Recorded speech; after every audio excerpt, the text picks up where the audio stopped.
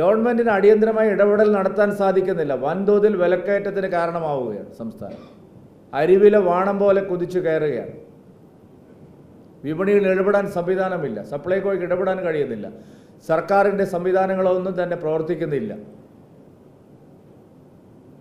ഭാരത് അരി വിതരണം ചെയ്യുന്നതിനെതിരെ പ്രചരണം നടത്തുകയാണ് ഈ ഘട്ടത്തിലും സർക്കാർ.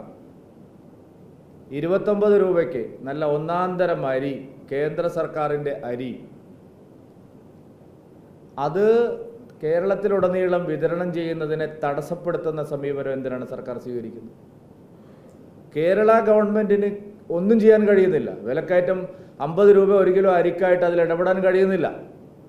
45 മുതൽ 50 രൂപ വരെ 1 കിലോ അരിക്ക് കേരളത്തിലെ ജനങ്ങൾ വില കൊടുക്കേണ്ടി വരുന്ന സാഹചര്യത്തിലാണ് 29 രൂപയ്ക്ക് 1 കിലോ അരി, ഭാരത് അരി കൊടുക്കുന്നത്. ഞങ്ങൾ അരി കൊടുക്കുമെന്നാണ് പറയുന്നത്. ഇത്രമാത്രം ജനവിരുദ്ധമായൊരു സർക്കാർ ഒന്നിനും തന്നെ ഇവിടെ യാതൊരു നടപടിയും എടുക്കുന്നില്ല. വയനാട്ടിൽ തുടർച്ചയായി വന്യജീവികളുടെ ആക്രമണത്തിൽ നിരപരാധികൾ മരിച്ചു വീണു. മുഖ്യമന്ത്രി അങ്ങോട്ട് തിരിഞ്ഞു നോക്കിയില്ല. ഒരു നടപടിയും സർക്കാർ എടുത്തില്ല. കേന്ദ്രം ഇക്കാര്യത്തിന് വേണ്ടി നൽകുന്ന തുക ശരിയായ നിലയിൽ വിനിയോഗിച്ചില്ല. ഉദ്യോഗസ്ഥർക്ക് ആവശ്യമായ പരിശീലനം ലഭിച്ചില്ല. ഉന്നത സാങ്കേതിക വിദ്യ ഉപയോഗിക്കാൻ കഴിയുന്ന ആളുകളെ പരിശീലിപ്പിക്കുന്ന സംവിധാനമില്ല.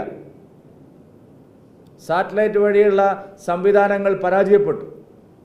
മോണിറ്ററിംഗ് ഇല്ല. അന്യ സംസ്ഥാനങ്ങളുമായിട്ട് മോണിറ്ററിങ്ങിനുള്ള സൗകര്യങ്ങളില്ല. ഔട്ട്ഡേറ്റഡ് ആയിട്ടുള്ള കാര്യങ്ങളാണ് വനമേഖലയിൽ സർക്കാർ സ്വീകരിക്കുന്നത്. അപ്രായോഗികമായ കാര്യങ്ങളാണ് പറയുന്നത്.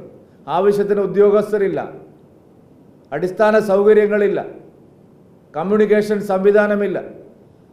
സർക്കാരിൻ്റെ ദയനീയമായ പരാജയമാണ് വനമേഖലയിൽ ഉണ്ടാവുന്ന ദുരന്തങ്ങൾക്ക് കാരണം.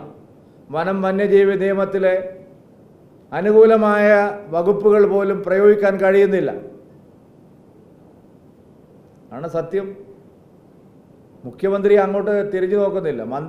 വനം മന്ത്രി തന്നെ എത്രയോ ദിവസം കഴിഞ്ഞിട്ടാണ് പോകുന്നത്.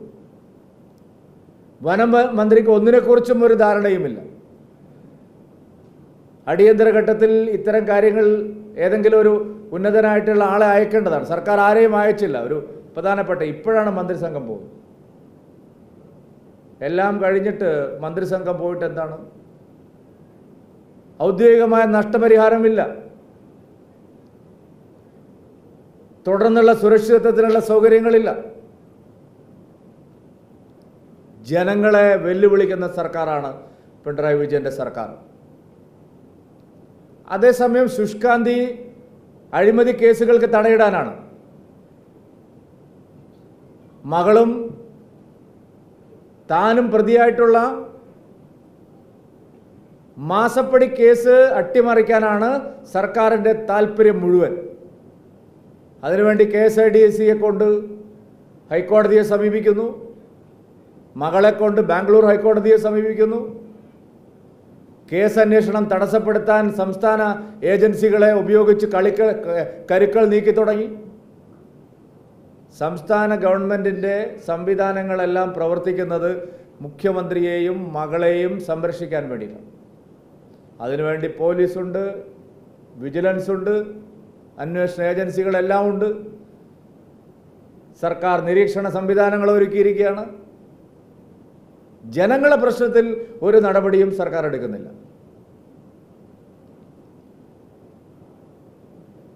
ഇതാണ് ഇപ്പോൾ കേരളത്തിൻ്റെ രാഷ്ട്രീയ സാഹചര്യം. അതുകൊണ്ടാണ് ജനങ്ങൾ ഈ രണ്ട് മുന്നണികൾക്കുമെതിരായി കേരളത്തിൽ ഒരു പുതിയ രാഷ്ട്രീയ മുന്നണി ആവശ്യമാണ്, ശ്രീ നരേന്ദ്രമോദിയുടെ നേതൃത്വം ആവശ്യമാണ് എന്നുള്ള നിലയിൽ കേരളത്തിൽ ശക്തമായിട്ടുള്ള ഒരു സാന്നിധ്യമായി NDA പ്രതിഷ്ഠിക്കാൻ കാരണം. ഈ ലോക്സഭാ തെരഞ്ഞെടുപ്പ് NDAക്ക് മേൽക്കൈയുള്ള ഒരു തെരഞ്ഞെടുപ്പായിരിക്കും. NDA വളരെ ശക്തമായ മത്സരമായിരിക്കും ഈ തെരഞ്ഞെടുപ്പിൽ കേരളത്തിലെ ജനങ്ങളുടെ പിന്തുണയോടുകൂടി കാഴ്ചവെക്കുന്നത്.